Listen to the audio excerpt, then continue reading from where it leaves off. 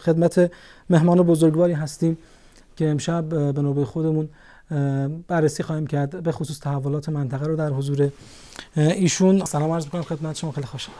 همینجا بذار کنار، تو که درست حسابی معرفی نکردی، انتظاری هم ازت نداشتم، ولی یه سوال میکنم که بفهمی رو همه چی میشه نظر استراتژیکی داد. گفتی سلام عرض میکنم، اگه گفتی چرا سلامو عرض میکنن طول نمیکنن؟ فکر می‌کنم یکی از مهمترین چیزهایی که مردم دوست دارن از زبان شما بشنون. آها، اگه بخوام اینو عرض کنم 1 ساعت طول میکشه.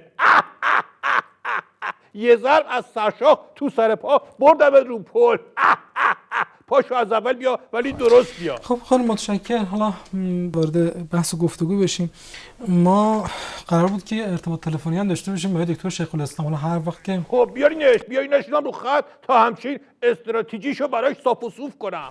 هر وقت که آماده بود دوستان به من اشاره بکنن. اون که اگه به خودش باشه هیچ وقت آماده نمیشه. من میشناسم طرفو. ما موبایل آقای دکتر شیخ الاسلام رو گرفتیم، همراهشون خاموش بود با اینکه ما یه قراری گذاشته بودیم خدمتشون باشیم. حالا خواهش می‌کنم اگه صدای ما رو میشنون روشن بکنن که چند دقیقه‌ای از کلام ایشون استفاده بکنیم. دیدی بازم زدیم به کادون. اولا روشن کردن کار اون نیست، کار منه. دوما شماها چه پرتین که بولدوزر مسیرهای صعب الامور استراتژیکی نشسته تو استودیوتون دارین دنبال بیلچه میگردین در به در. مرحوم عوضی همیشه میفرمودن بزن بهادر، عرض کردم بله، میفرمودن که مشنگه با دوستاش رفتن بانک بزنن، به جای گاف صندوق آب سردکار برداشتن با خودشون بردن. سوما اون از شما 7 خطره. هر چی که فهمید من طرف بحثشم موبایل رو خاموش کرد، جیم الف جا.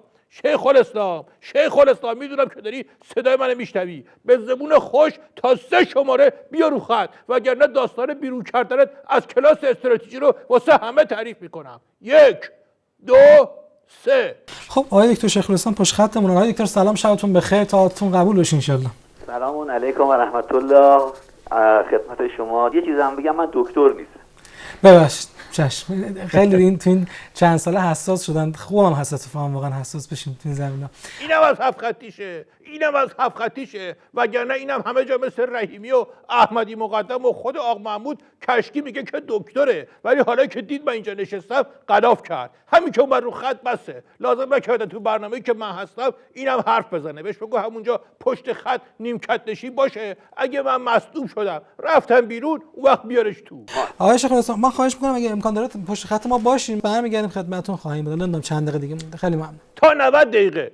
تو میدونی از اولین باری که این شاگرد کلاس استراتژی من شد چقدر میگذره؟ حدود فکر کنم 32 سال میگذره. آفرین. اگه چیزی تو بالا خونش بود خب تا حالا خودشو نشون داده بود دیگه.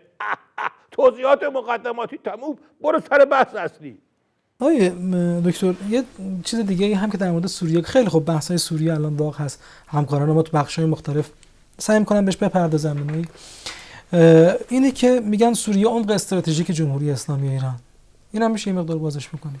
بازو بسته نداره که، مگه تا حالا نفهمیدی یکی بوده که چوب زیر بغل مقام عظما بوده، جنس می‌خواستیم رد کنیم برای برابر چه حزب الله خب رد می‌کرده برامون. تو سازمان‌های بین‌المللی و تو منطقه همیشه یه رأی وفت تو جیبمون بوده. تحریم رو می‌خواستیم هم چیزی را رد کنیم، خب مسئلهش برای ما حل می‌کرده. فکر کن سر یه چهارراه وایسادی قلدری کنی، نوچت کنارت باشه تا نباشه چقدر فرق میکنه. حالا اون طرفو گرفتن یه جفت کشیده گذاشتن زیر گوشش که برق سپاس ازش پریده، بعد وقتی که دراز به دراز نشش بیفته رو زمین خب هیبت تو هم میریزه دیگه.